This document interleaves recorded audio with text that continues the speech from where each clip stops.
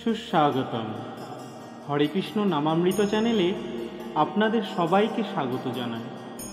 পূর্বের বেশ কিছু ভিডিওতে আমরা পুরীধামের মাহাত্ম্য ও পুরীধাম সম্পর্কে বিভিন্ন তথ্য জানতে পেরেছিলাম, যার লিঙ্ক এই ভিডিওর ডেসক্রিপশন বক্সে দেওয়া থাকবে।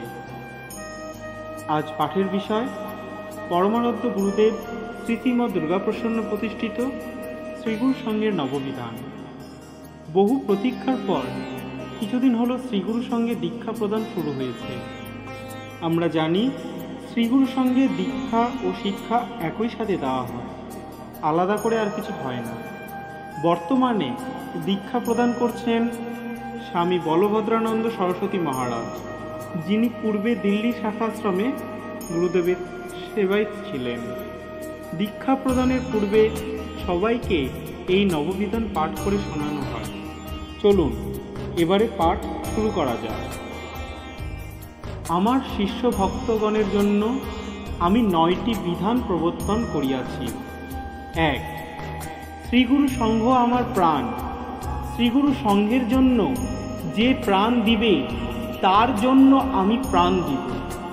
শ্রীগুরু সঙ্ঘকে বাঁচাইয়া রাখাই আমার শিষ্যের শিষ্যত্বের লক্ষণ।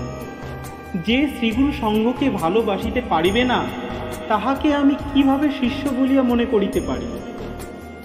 2.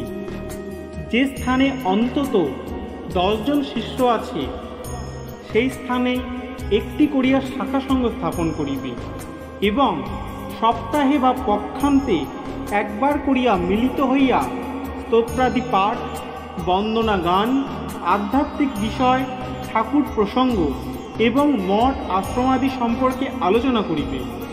যে স্থানে অন্তত 10 জন শিষ্যা আছে, সেই স্থানে উপরোক্ত নিয়মে মাতৃসঙ্ঘ স্থাপন করিবে।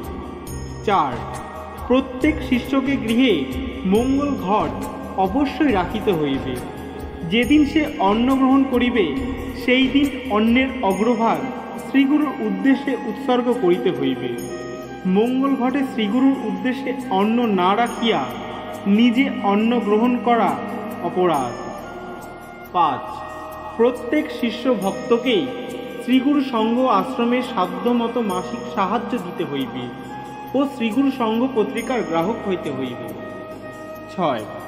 প্রত্যেক শিষ্য ভক্তকেই কলিকাতা শ্রীগুরু সঙ্ঘ আশ্রমে সার্বভৌম জন্মোৎসবে এবং ব্রহ্মচারী কলোনিতে সার্বভৌম মহাষ্টমী মহাযজ্ঞে সাহায্য প্রেরণ করিতে হইবে। 7. ভক্ত সম্মেলনে যোগদান করিবার জন্য সকলকেই চেষ্টা করিতে হইবে। 8. সম্মেলনের তথা সঙ্ঘের উদ্দেশ্য: ক. আদর্শ গৃহস্থ জীবন গঠন, খ. সঙ্ঘ শক্তির প্রতিষ্ঠা এবং গ. ভাব বিনিময়। সংঘান্তর্গত শিষ্য ভক্তবৃন্দ এই আদর্শ ত্রয়কে লক্ষ্য করিয়া শ্রীগুরু নির্দিষ্ট সাধন সহায়ে জীবন পথে পরিচালিত হওয়ার যথারীতি চেষ্টা করিবে। 9. প্রতিটি শিষ্য শ্রীগুরু সংজ্ঞাশ্রিত হওয়ার চিহ্নস্বরূপ বক্ষে রুদ্রাক্ষ ধারণ করিবে এবং পরস্পরের প্রতি ভ্রাতৃভাব পোষণ করিবে। আর এই নববিধান বাস্তবায়িত করার জন্য গুরুদেব যে বাণী দ্বারা আমাদের নির্দেশ করে গিয়েছেন, তার কিছুটা হলো এই রকম: আমার প্রাণ সম শ্রীগুরু সঙ্ঘের নববিধান মানিয়া চলিতে অভ্যাস করো। শ্রীগুরু সঙ্ঘের নববিধান মানিয়া যাহারা চলিবে, তাহাদের কোনো চিন্তার কারণ নাই।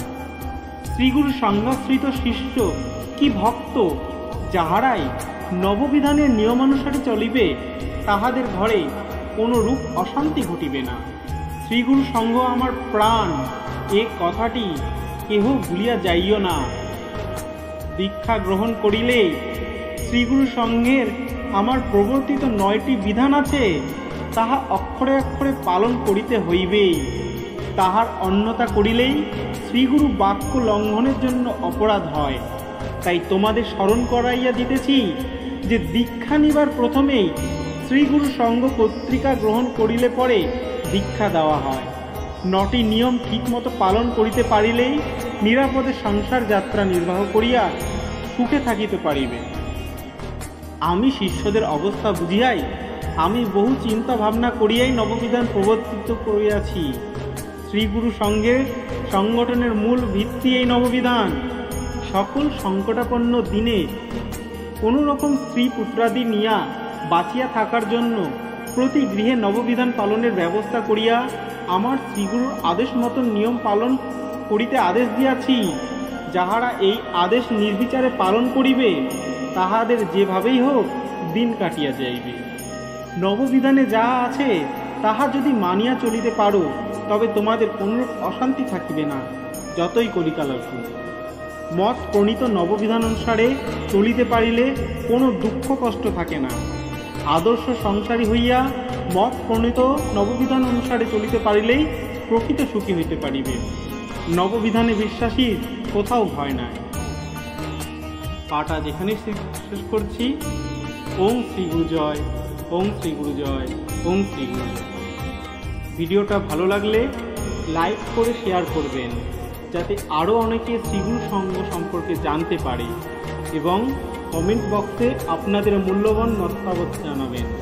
আর হ্যাঁ, চ্যানেলটি সাবস্ক্রাইব করে বেল বাটনটি অন করতে একদম ভুলবেন না।